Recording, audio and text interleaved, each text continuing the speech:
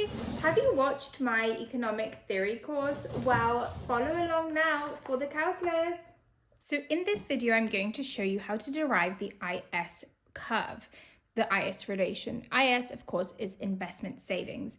This is going to be a step-by-step that you may have to do in a seminar or in an exam. The first thing is to set up our assumptions. Now, at this part of the course, especially if you have watched my theory videos, you'll know that we are working with a closed economy. So we do not need any exports or imports. Therefore, our Y, which is our basically everything that's in the country, like GDP, you can look at it, etc. Demand, like aggregate demand, is equal to consumption plus investment plus government spendings. Because of course, if you have an economy, everything, all the Y, again, like all the money that's essentially in the economy is going to be totally dependent on all the consumption that people carry out. So basically everything we buy, plus all of the investment, so anything that we invest, plus anything that the government puts into our country to make things better for us. So consumption is in terms of private consumption. So this is C0, which is your autonomous consumption, plus little c y minus t. Little c is your marginal propensity to consume. Again, this is something that I have mentioned in the other videos, but your marginal propensity to consume is essentially, let's say for every pound that you earn, how much out of it do you actually spend? So it's always going to be between 0 and 1. So if my marginal propensity to consume is 0.3, that means that I'm spending 30 pence and saving 70. So then that's multiplied by your income, take away all of the taxes that you have to give away.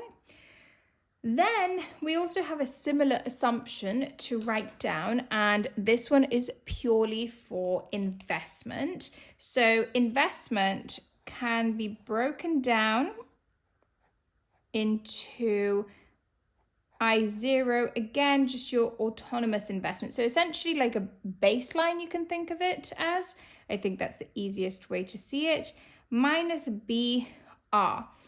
B is essentially your sensitivity of investment to your real interest rate R. So how likely are you going to invest?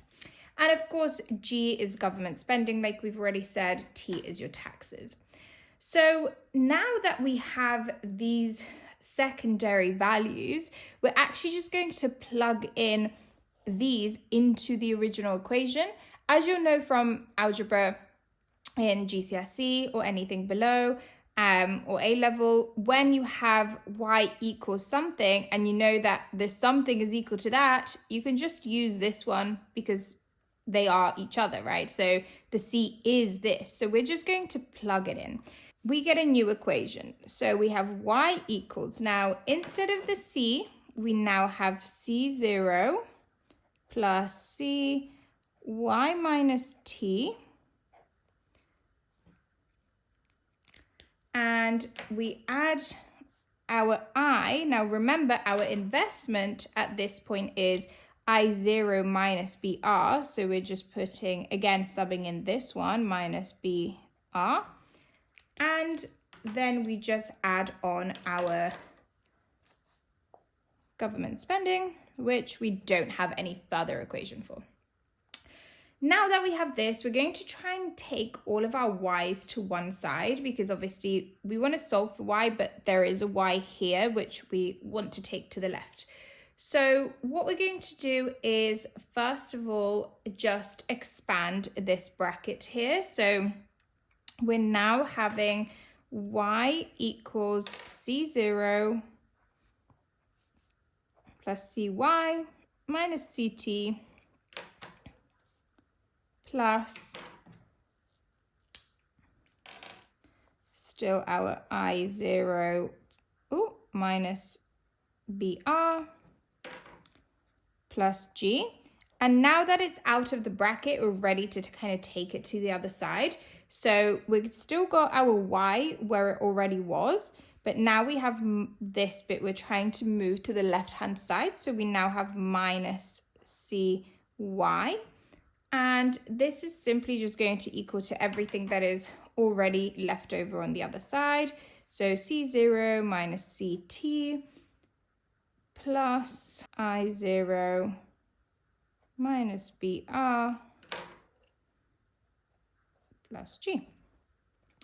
Now that we have this, we're going to, again, the goal is we're getting rid of everything here because we just want to keep the y on its own. So what we're going to do is factor the y, the left-hand side essentially, so we can then divide by that. So now we're just going to take y out as a common factor, and we just have 1 minus c. The same, so C0 minus CT plus I0 minus BR plus G.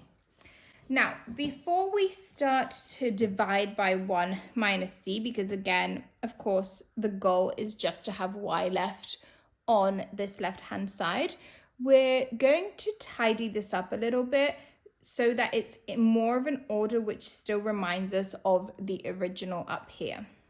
Y 1 minus c here. And now we're going to write it in this order. So C0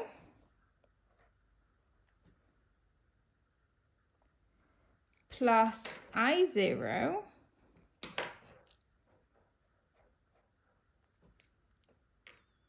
plus G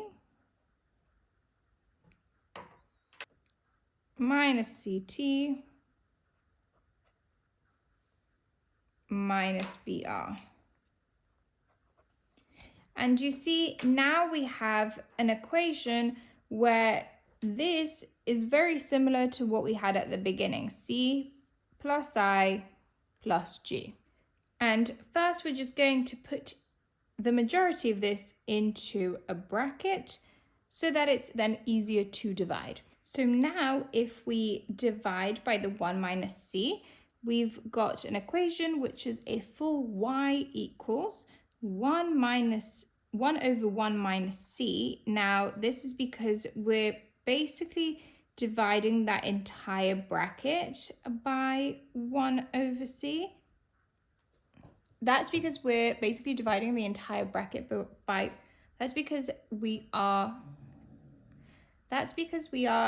dividing the entire bracket by 1 minus c. So we just do it at the front, because in economics, there's a lot of like multiplier and, you know, different equations which actually represent information after. So we like to have it here rather than the whole equation over